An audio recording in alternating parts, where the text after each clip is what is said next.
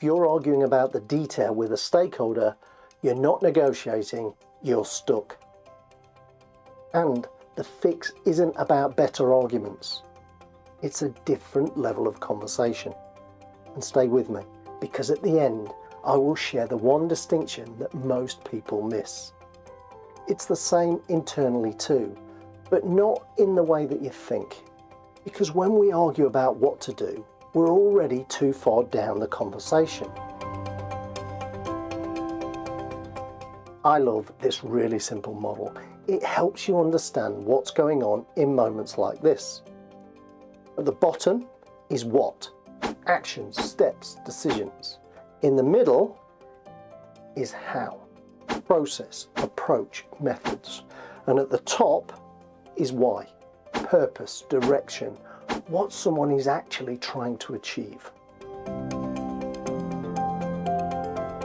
Most stakeholder conflict happens because people are talking at different levels of this pyramid, or they're emotionally attached to the details. Here's the problem. When we're down in the how and the what, the conversation can become emotional. My way means you lose. Your way means I lose. And that's when things get positional and progress stops. We were running a workshop on strategic key accounts for a healthcare client. One participant shared how frustrated they were with a particular customer. They felt stuck, unsure how to move forward without upsetting the customer and risking the relationship.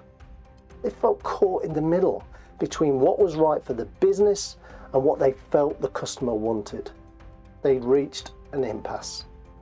The conversation had become completely embroiled in the details.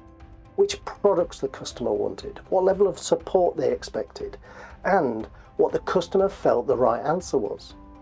Both sides had strong views, and both sides were frustrated. What was really happening was this. The disagreement was sitting low down the pyramid, in the how and the what. And at that level, it had turned into a win-lose dynamic. So we changed the conversation. Instead of arguing about how to do it and what to do, they moved the conversation up the pyramid. They asked different questions. What are you actually trying to achieve? What are your aspirations? What does success really look like for you?